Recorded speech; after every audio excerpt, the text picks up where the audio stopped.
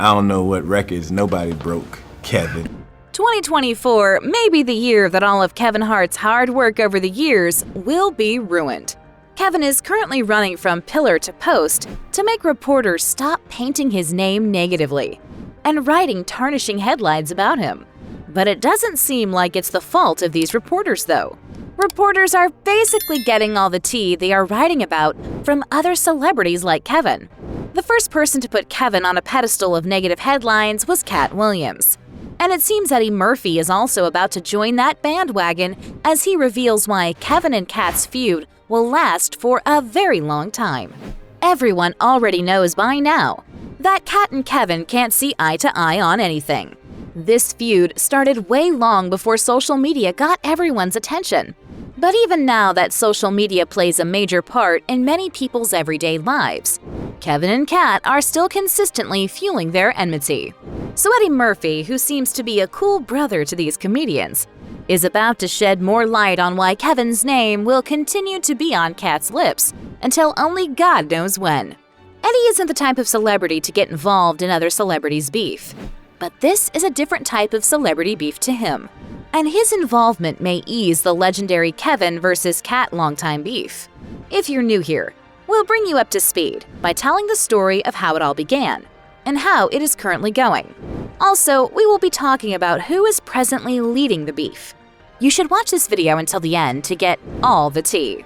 Katt Williams started seeing Kevin as an enemy in 2008, after Kevin took the main lead role, which supposedly belonged to Katt, in a movie titled Fool's Gold. Katt couldn't be on board for the film due to his legal problems back then. And when Kevin was offered to play the role, he didn't hesitate to allow such an opportunity to pass him by. Yeah, it wasn't so much of Kevin's fault, but Katt didn't feel that way. Katt felt Kevin had been looking for a way to take his place in the game. And when he was offered to play a character that initially belonged to Katt, he got the perfect chance to do so. Anyway, years passed, and Katt continued to keep a grudge against Kevin. If Katt isn't talking down on Kevin in interviews, he would be throwing shade at him at his comedy performances. It has always been an edge on the cliff for Kevin anytime Katt holds a microphone to his mouth. Interestingly, Katt has not only been firing at Kevin for taking his role, but he has also claimed Kevin's fame in the industry is not solely based on his talent. Katt has repeatedly mentioned that Kevin is an industry plant, and his path to success has been way too smooth opposed to what he always claims. An industry plant is a term for celebrities who didn't blow up due to their talent. Instead, they are intentionally put in the public's faces to boost their careers. For context, these industry plants being talked about are in debt to some people called the industry gatekeepers.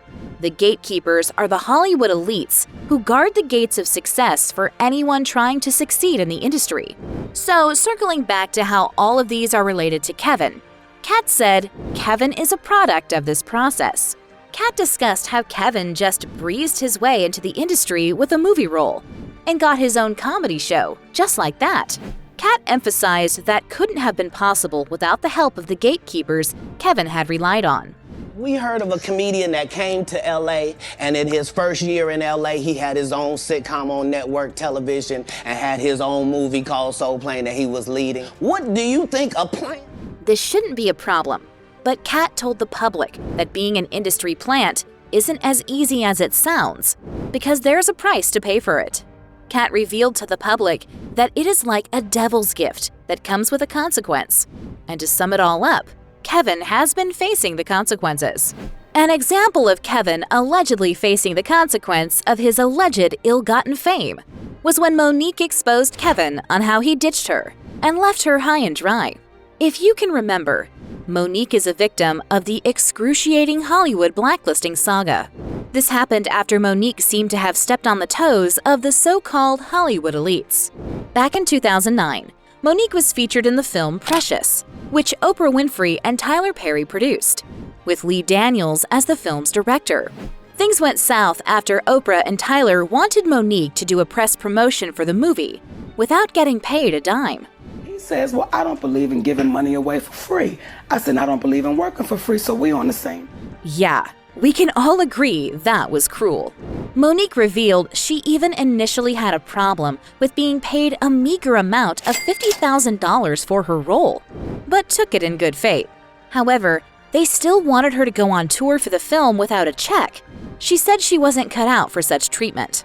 Monique explained that she was such a busy woman at the time, dealing with her talk show, comedy tour, and even her family. It was a lot to put at stake for nothing in return. But Oprah and Tyler didn't take this in good faith, as Monique did with the $50,000 she was paid for the film. Good, because what people didn't know was I was paid $50,000 to do the movie Precious. And it really wasn't about the money, and I'm not complaining because I signed up to do it with my friend.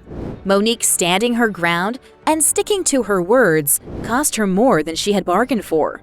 Monique's image was tarnished in the industry, leading to her career taking a huge nosedive. Fast forward, Monique and Kevin talked about all of these on his former podcast, Gold Mines with Kevin Hart. Kevin sympathized with Monique and assured her he would help her get back on her feet. But did this really happen though? Unfortunately, Kevin sided with the Hollywood elites in the long run. After Kevin promised he would partner with Monique to produce a film to bring her back to the limelight, he doubled on his words when Monique called to ask his team about the preparation. They informed her there was no plan for what she was talking about. That's a miscommunication, and we're going to talk Tuesday. Don't worry about it. I'm telling you right now, it's a miscommunication. That was 2 years ago. If you talk to him, I talk to him. Monique claimed she tried reaching out to Kevin to find out what was happening. But Kevin's words about getting back to Monique were lies. 2 years later, Monique is still waiting for Kevin's call to come through. Word on the street is that Kevin wasn't about to help Monique and get punished. Instead, he wouldn't lose his spot in the Hollywood League for the actress. So Katt wasn't lying about Kevin being in bed with the so-called Hollywood gatekeepers after all. Anyway, another reason Katt will never be on Kevin's side is Kevin's double take on certain things in the industry. For example, black men being made to wear dresses in the industry. We all know about the alleged ritual of producers putting black men in dresses to boost their careers, or rather, make them a laughingstock, as the fans would claim. Successful black men like Tyler Perry, Martin Lawrence, Eddie Murphy, the Wayans brothers, and many more have passed through this alleged ritual. And we can't even neglect the fact that their careers picked up big time after it. But we also have the likes of Katt Williams, Dave Chappelle, Terrence Howard, and previously, Kevin Hart, in the mix of not spoiling their reputation for the sake of making people laugh in a weird costume. These people claimed the producers were always trying to ridicule black men disturbingly.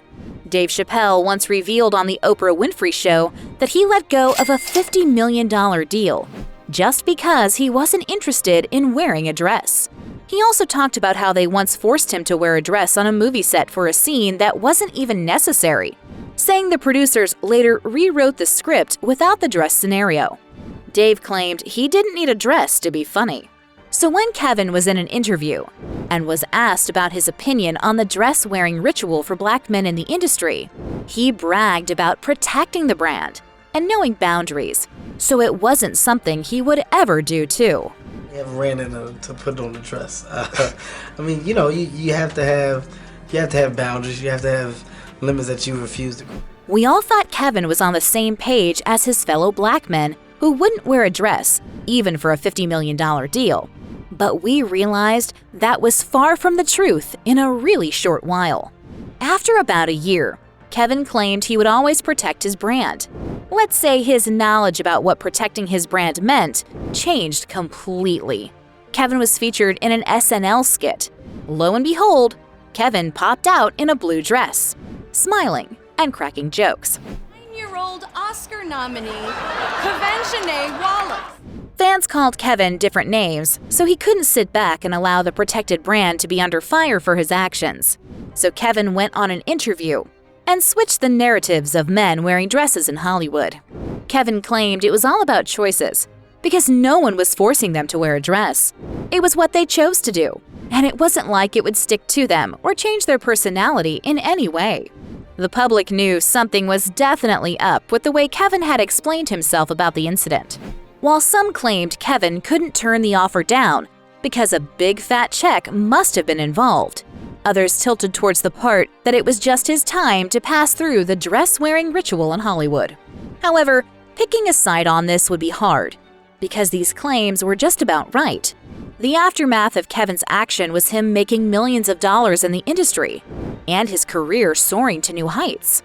So either he got involved in the dress shenanigan for the money, or a ritual to boost his career. Maybe he made the right choice to solidify the path the gatekeepers had made for him. Kevin isn't the type of man to let opportunities leave his corner. He maximizes them to a fault. So talking about who is leading in the Katt and Kevin beef, it has been a roller coaster of both of these men throwing shades at each other. But right now, Katt is in the lead of the long-standing beef. After Katt had gone on the Club Shay Shay podcast to throw a couple more shades at Kevin, Kevin also fired back a few times on social media. But it didn't hit as much as Katt's claims did. Kevin told Katt to stop being bitter and let go of his pent-up anger. Katt hit Kevin back by taking his former wife, Tori Hart, with him on his Dark Matters tour. Tori is a major pillar in Kevin's success. But when the money and fame came through for Kevin, he felt Tori wasn't good enough for him anymore and cheated severely, which made Tori file for a divorce. So Katt hit Kevin back so bad that when he asked how he felt about his former wife and archenemy going on tour together, he said he wished them well, but his body language wasn't in sync with that. This means Katt is on top of the beef right now till Kevin comes back with a harder blow. So is Kevin Hart genuinely an industry plant like Katt Williams claims with his sketchy actions in the past? Or has Kevin just been doing things he deems fit, and not because he's under anyone's control? Let us know your thoughts in the comments section. Don't forget to subscribe to this channel and turn on post notifications so you don't miss out on any celebrity news updates.